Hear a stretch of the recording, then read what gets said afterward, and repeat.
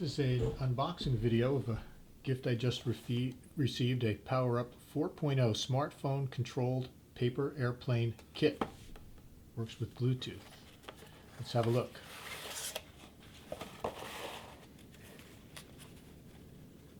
Start here. It wants you to scan the code.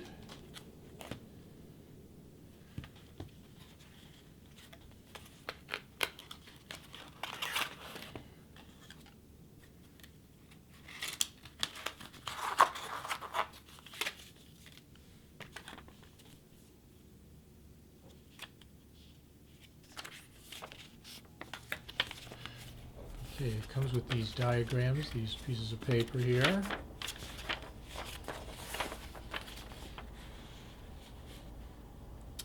And it has a rudder area, elevator, lift up slightly, tape, stabilizer. Okay, another QR code there. Set that aside. Looks like they give you several of these, I suppose, in case you tear them. Several of them here. We'll put a couple of these aside.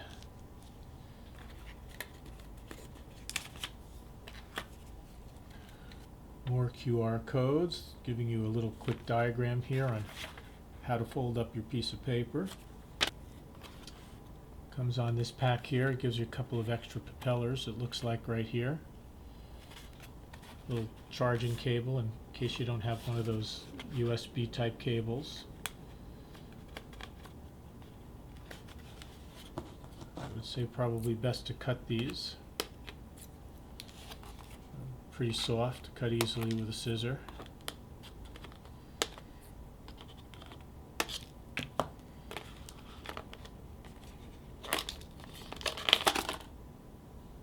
that aside.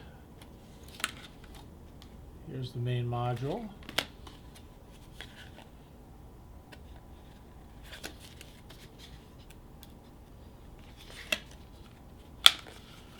And I'm not sure what this piece is yet. Hopefully I won't injure it. There we go, a little piece of wire there. Put that aside.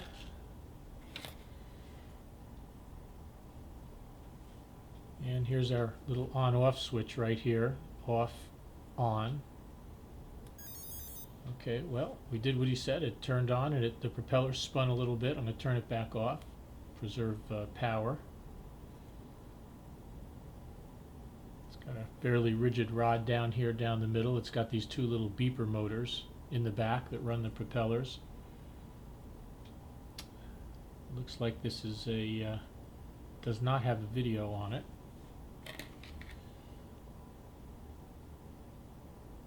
And I don't see any obvious place for this. I guess we'll have to keep reading our instructions. Put the box aside. Here we go. Put it back on. Making sure that Bluetooth is on, and I'll go ahead and turn Wi-Fi off. And now I'm going to open the PowerUp 4.0 app. And just by holding my module close to my phone, they've already paired. That sound of the motor running is an audible cue that the two are paired. And you also get this blinking light by the word invader that is giving you that same indication. Now there are many... Alright, so supposedly I need now, I guess they didn't tell me this, but I suppose I need a PowerUp 4.0 app.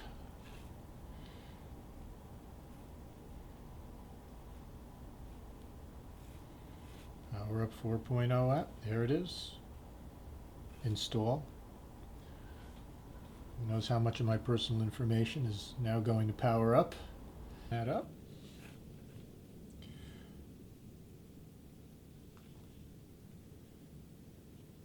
Okay, while using the app, and I'll skip giving them my personal information for now.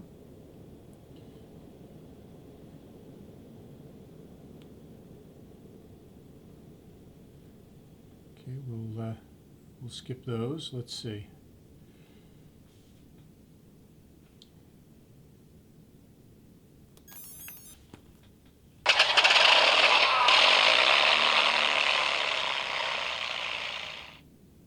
Okay, apparently we're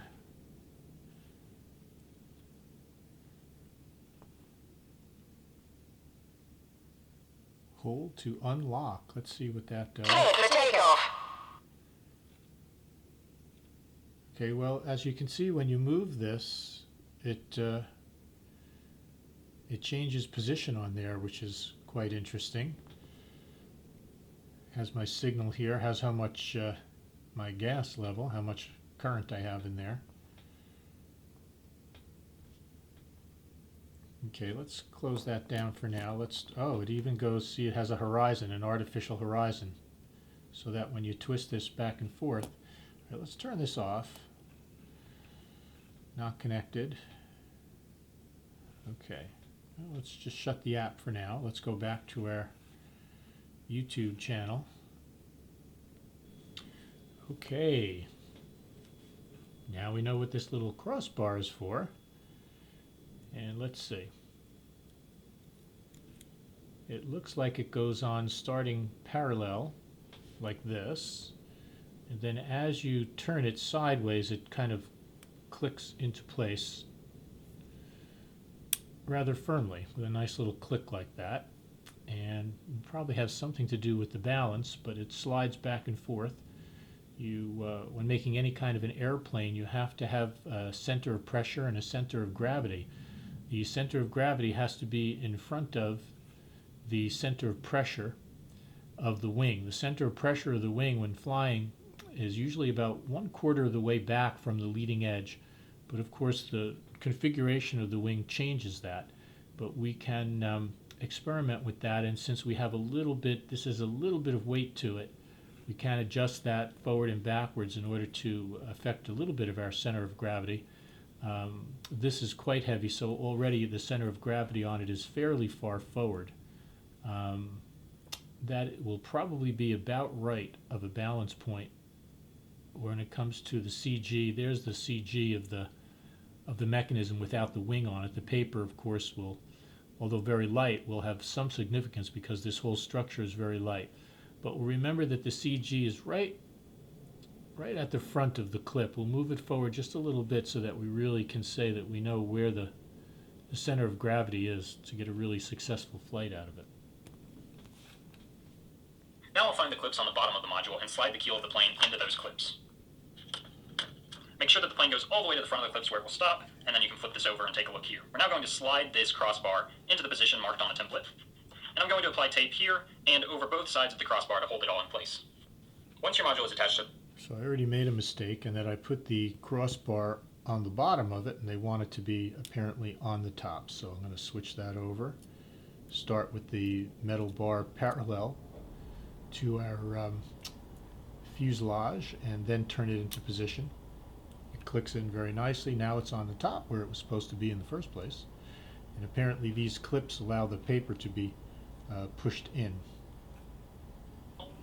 So apparently this little edge here tells you how much to bend what they call the elevators in the back. Those elevators, of course, are not active. They can't be adjusted once they're pulled up. But really, if the plane is well balanced without any upward pull on the elevator from the weight of the nose, the plane should still fly level without having to worry about that. So maybe we'll address that with maybe moving it back, or maybe even putting a tiny bit of tail weight on it, maybe just in the form of a folded piece of paper. Based on my radio control airplane experience, let's see, they want us to, all right, well they're not telling us quite how to fold the paper. Any hints from the diagram? It looks like they're folding it along the edges. So with this here as our folded edge, I'm going to fold this top edge here to land on that, and my crease should go right through this top corner. Try to be careful not to tear it in that top corner. And having done that, I'll flip the paper over and do the same thing on this side, folding this edge here to our folded edge here.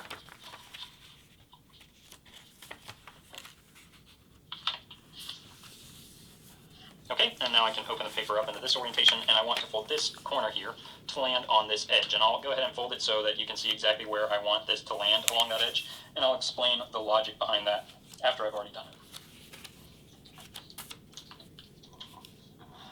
So basically what I've done here is I've folded this, landing this corner on that edge, and trying to make it so that this edge of the paper here is perpendicular to this edge there, and this edge here is perpendicular to that edge there. That's the goal. You don't have to get it perfectly, but once you do one side, you do want to try to get your other side to match.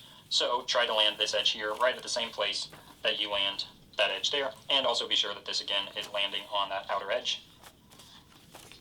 And your plane should now look like this. Go ahead and rotate it because I want to now pull this edge here to this edge right here, and you're going to need to control this tab or this flap here so that it doesn't kind of escape as you're trying to fold. So I like to use my thumbs and control that as I'm folding here. It's pretty hard to make it so it doesn't pop out at all, but just try to control it as best you can. And once you've done one side, go ahead and rotate it. Do the other side as well, folding this edge to that edge.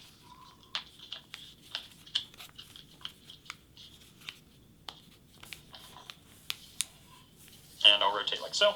And next, we want to go ahead and fold this top point down, but don't fold it right along this top edge where these edges are. You want to fold it really just below that. So let me go ahead and fold mine down, and I'll show you exactly where I folded it. You can see I folded down below this edge just slightly, and that's really what you want here. So your plane should look like this. And now we'll go ahead and fold in along this edge like so. And do the same thing on the other side.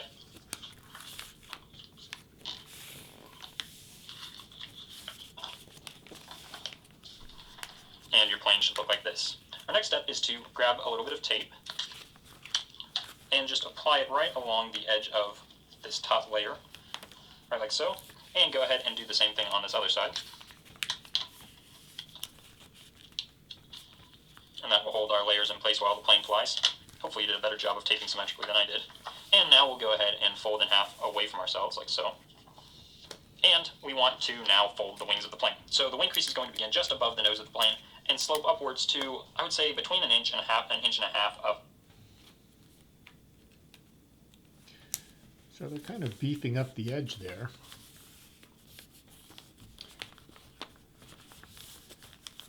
I wasn't able to get mine quite exactly, but the weight of the edges should be the same, so that should make the plane symmetric right and left, which is important for balance when flying. The back edge of the plane. Basically, the wider you fold the wings, the lower the back side of the crease is, the slower your plane's going to fly. The higher that back edge goes, the faster your plane's going to fly. But if you fold the wings to be too narrow, it may not fly at all because it may not be able to generate enough lift to carry your module. So what you want to do, again, you want this crease to go just between an inch and an inch and a half off the back. I'll show you what my wings look like, and you can just try to match those. It's an estimation, and there's a wide range that's going to work just fine for your plane. If you're using one of our night flight templates, that wing crease will be marked out for you and make your job really easy. So you can see here what I've done. Now that I've done one side, I'll flip it over and fold the other side to match. Okay, so they're having it start like this.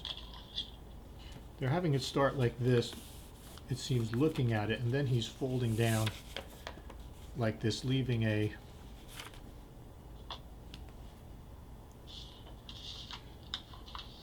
Okay, and now while we have our plane in this orientation, we're going to fold a fin upwards, and we want our crease to run parallel. he's leaving a very thin kind of nose in the front here, and then folding it back like this. This reminds me of the kind of things we used to do in elementary school when making paper planes to fly around the room. It says about an inch to an inch and a half. It's about like that there. Now we'll try to match this one.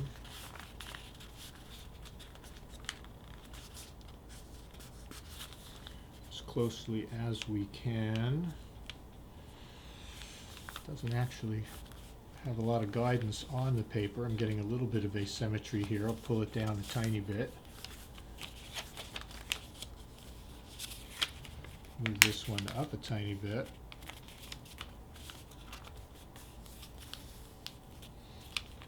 Certainly don't want the wings to be too asymmetric, or they'll give a different amount of lift on either side.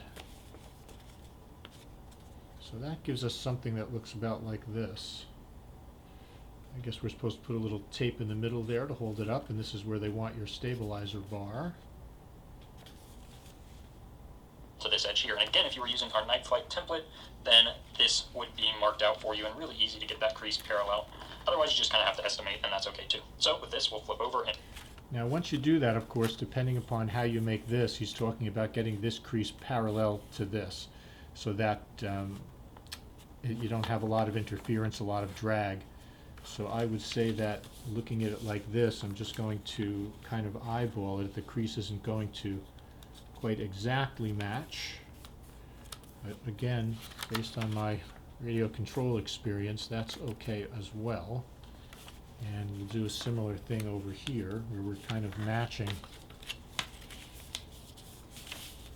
this line about parallel to this line, so that we have a similar vertical stabilizer on both sides, so that when we open it up, they're about parallel to the direction of travel and about 90 degrees. So since this is going to be flat on the top and this center bar, this fuselage, does not go down into the crease, it's okay for me to take a piece of tape here and hold this together here. And also, I think at the back, reasonable to use a piece of tape here. Maybe just even these up a tiny bit, like this. Now he's talking about cutting the elevators, and that gives a little bit of downforce to the tail to lift the nose. Hopefully you won't need very much at all if the plane is properly balanced. In a properly balanced plane, you really have very little up elevator to push down the tail, but that's part of balancing a plane, is you always have to have a little bit of up because you're balancing the center of gravity. It's a little bit nose heavy, and then it pushes back like this with the elevator.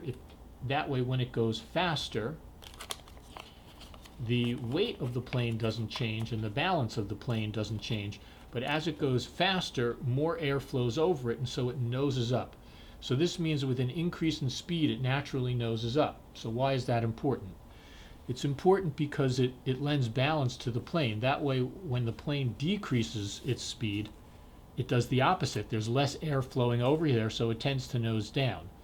As it noses down, it's going faster because it's picking up speed going toward the ground, and so then it tends to stabilize.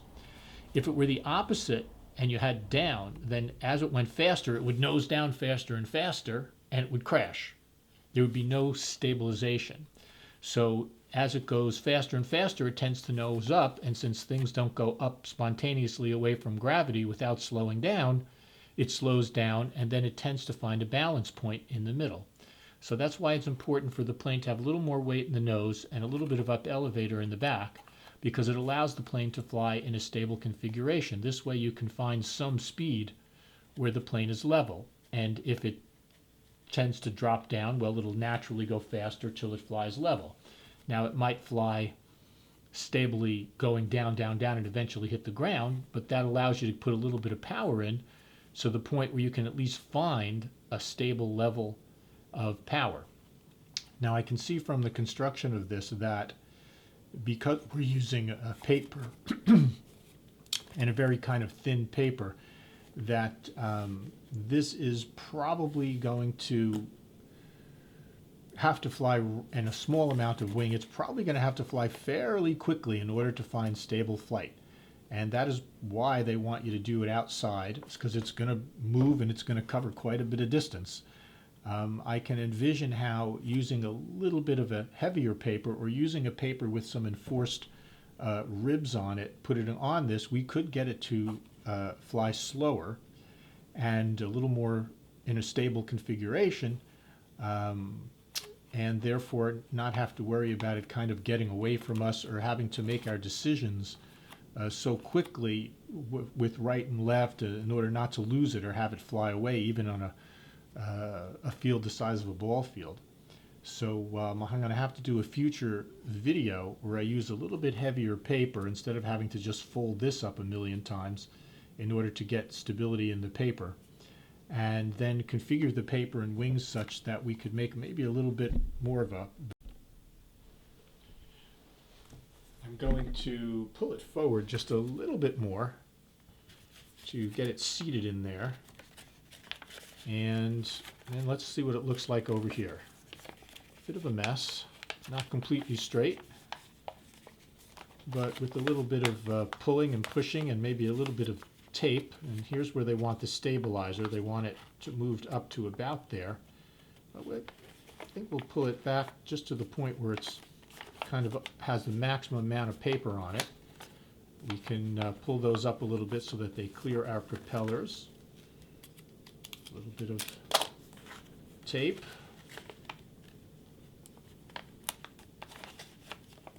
Put one here. I suppose I could put it lengthwise. I don't know how well it'll stick if I put it lengthwise.